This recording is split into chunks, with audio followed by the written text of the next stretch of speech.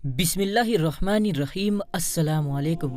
दोस्तों, क्या कभी आपके दिमाग में ये सवाल आया है कि अल्लाह ने हमें फज्र के वक्त जागने का हुक्म क्यों दिया है? क्या फज्र का वक्त सिर्फ नमाज पढ़ने का वक्त होता है? क्या इस वक्त के पीछे एक राज छुपी है? और हाँ तो वो राज क्या है?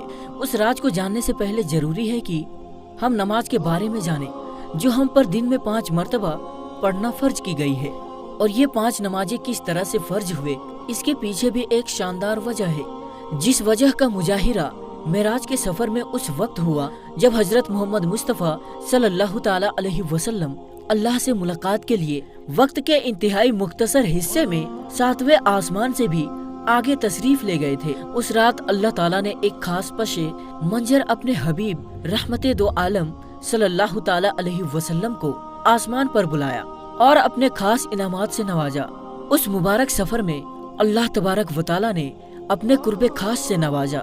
अंबियाए इकराम इस मुलाकात कारवाई जन्नत और जहन्नम का मुशाहिदा करवाया और नेकियों के अर्जो सवाल और बुरों के अंजामो अजाब का नजारा करवाया।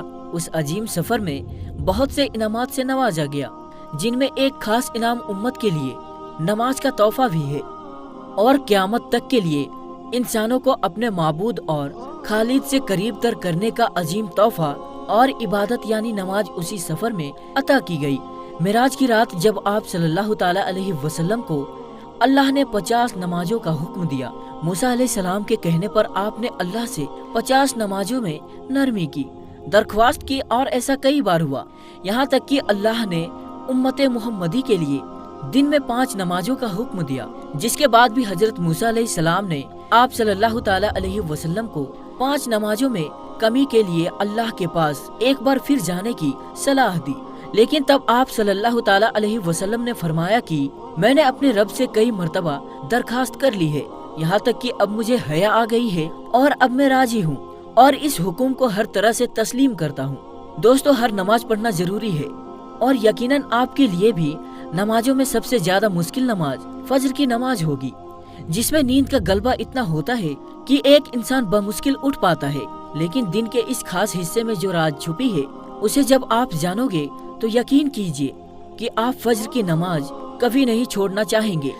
दुनिया में कई ऐसे लोग हैं जिन्हें स्लीप डिसऑर्डर या बेख्वाबी की शिकायत होती है, जिसमें वो सारी रात सो नहीं पाते और पूरा दिन काम काज करके जब रात को भी सो नहीं सकते, तब कई तरह की दिमागी और जिस्मानी बीमारियां जन्म लेती है। और इस स्लीप डिसऑर्डर का शिकार आज हर दूसरा तीसरा शख्स हो रहा है, जिसकी बड़ी वजह अल्लाह के अहकामात को पीछे छोड़कर दुनिया की रंगीनियों के पीछे भागना है।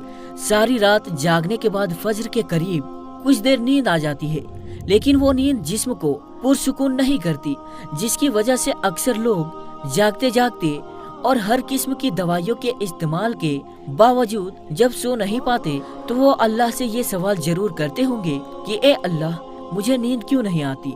आखिर क्या वजह है? बहुत कम लोग होते हैं जो इस कैफियत में अपने अंदर पैदा होने वाली उस आवाज को सुन पाते हैं, जिसमें उनसे कहा जाता है कि बिस्तर से निकलो, नमाज पढ़ो, अल्लाह का जिक्र करो, और इस पर अमल करते हैं। उन्हें पूरी जिंदगी कभी भी स्लीप डिसऑर्डर की शिकायत नहीं होगी। इस हवाले से एक सूफी नज्म है जिसे एक अमेरिकी मुसन्निफ कोलेमन ब्रेक्स ने तजुर्मा किया है, जिसका टाइटल है don't go back to sleep, यानी दोबारा मत सो जाना। सुबह की ठंडी हवाएं एक राज लाती है तुम्हारे लिए, दोबारा मत सो जाना। खुद से पूछो तुम क्या चाहते हो, दोबारा मत सो जाना। गोल दरवाजे की चौखट से आ जा रहे हैं, जहाँ 2 दुनियाएं मिलती हैं, वो दरवाजा गोल और खुला है, दोबारा मत सो जाना। इस नज्म में बयान होने वाला दरवाजा हमारी और उस दूसरी दुनिया का है, जहाँ से फरिश्ते हर सुबह और शाम को उतरते हैं, जिनका जिक्र हदीस पाक में मिलता है, जिसमें आप सल्लल्लाहु ताला अलैहि वसल्लम ने फरमाया है कि रात और दिन में फरिश्तों की ड्यूटियां बदल जाती है और फजर और असर की नमाजों में ड्यूटी पर आने वाले और रुखसत पाने वालों का इज्तिमा होता है। फिर तुम्हारे पास रहने वाले फरिश्ते ऊपर चढ़ जाते हैं तो अल्लाह ताला पूछता है, हालांकि वो उनसे बहुत ज्यादा अपने बंदों के मुतालिक जानता है कि मेरे बंदों को तुमने किस हाल में छोड़ा, तो वो जवाब देते हैं कि हमने जब उनको छोड़ा तो वो फजर की नमाज पढ़ रहे थे और जब उनके पास गए तब भी वो असर की नमाज पढ़ रहे थे। फजर और असर की नमाजों के औकात में सोने से मना करने के पीछे भी ایک بڑی وجہ ہے، اور وہ یہ ہے کہ سائنس کہتی ہے کہ صبح سورج نکلتے وقت اور شام کو غروب ہونے سے پہلے سونا نہیں چاہیے، کیونکہ صبح کے وقت زمین پر آکسیجن بہت زیادہ تعداد میں نکلتی ہے، جس وقت ماحول تر و تازہ ہوتا ہے، اور یہ آکسیجن آپ کو دن بھر فٹ رہنے کے لیے بہت ہی ضروری ہوتی ہے۔ تو جو اس وقت سو جاتا ہے تو وہ اس تازہ آکسیجن سے محروم رہ جاتا ہے، اور عصر کے وقت زمین پر آکسیجن کی کمی ہو جاتی ہے۔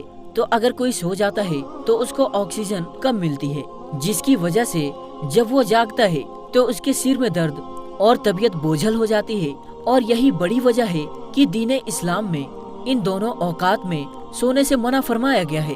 رسول کریم صلی اللہ تعالی علیہ وسلم نے فرمایا، طلوع سب سے پہلے اور غروب سب سے پہلے نماز ادا کرنے والا جہنم میں ہرگز داخل نہیں ہوگا۔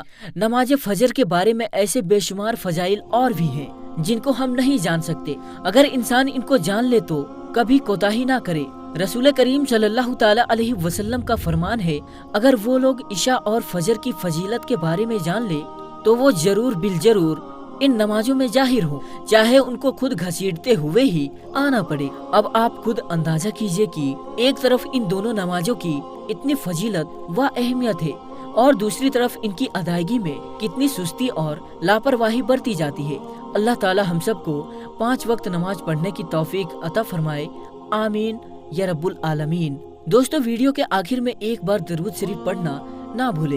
تو دوستو، آج کے لیے بس اتنا ہی، ہم ملتے ہیں پھر کسی نئی اور اچھی ویڈیو کے ساتھ، تب تک کے لیے السلام علیکم، اللہ حافظ۔